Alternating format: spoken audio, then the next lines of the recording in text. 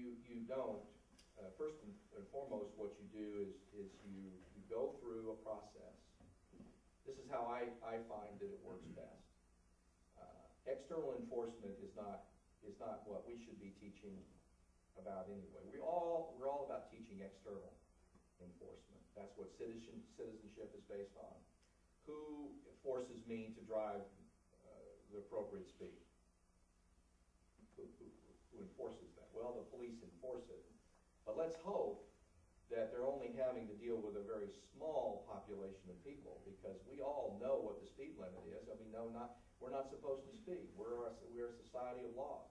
I believe the institution, if it goes through the process that I've described and that I can lay out for you, ends up changing the culture of the institution a little bit, such that it becomes an internally enforced policy. I believe self-enforcement is the key. We have to get students to understand it's not a game of you making me do what you say I need to do, and that I have the right to choose to not do. That's why we've gotten into academic dishonesty problems, because we've confused them into thinking that they can get anything they can get by with is okay.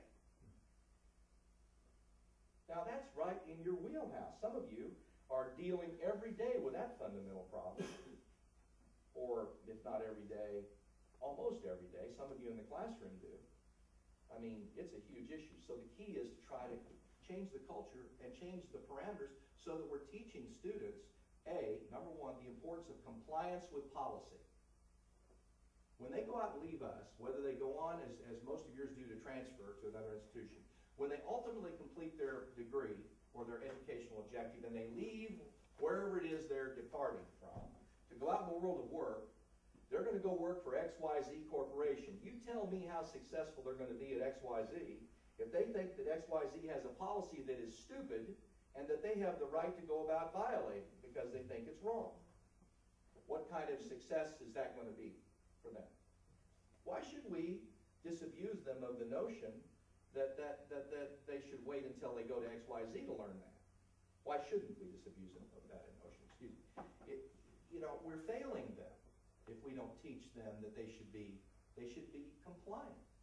So it's just merely a matter of the institution adjusting how it thinks and how the people who work at the institution think about the importance of sending a clear message to students that you need to comply with this policy. And it starts with employees complying with the policy. And that's never a problem. I've never been to an institution yet. I've had employees threatened. But once you make it clear to them, no, we're not just playing here. This is the deal. And it's not necessarily important that the employee agree with the policy. But here's the expectation. You comply. You teach compliance. We are teaching by our policy and our behavior compliance.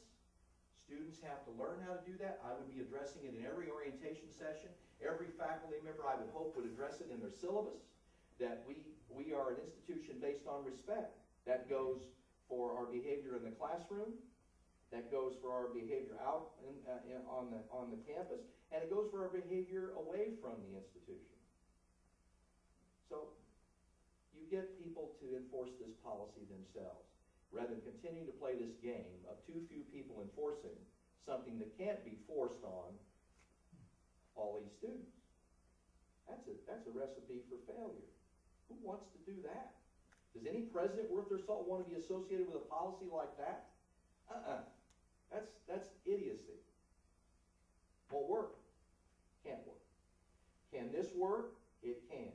Will it work? Only if you broaden the base, get everybody, it takes a village to be tobacco free. It does.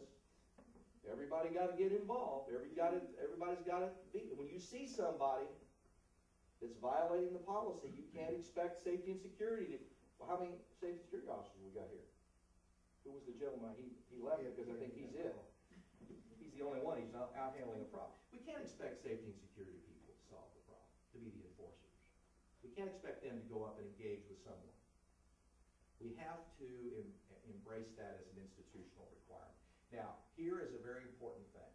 Some people different people are comfortable with different ways of engaging with people about tobacco policy. And here the institution can develop training opportunities. There may be some employees, because of their position, are simply, it's part of their job that they, when someone is in violation of the policy, they need to go talk to them. It may be that there are other employees who want to be part of a group of people who would be trained to be volunteers, that when they see people, they would go through the interaction process. And I'll get into the interaction process if you're interested, and if we have time, but that's another thing that I train on. It's simple, really. But again, a little counterintuitive. It's not authoritarian. It's not that. That doesn't work. When you're authoritarian with people who disagree with something, what are you going to get? Pushback. Reaction formation. Ain't going to happen. So, it has to all be approached in a whole different kind of way. And the key is approaching things from the point of view of educating and seeking compliance.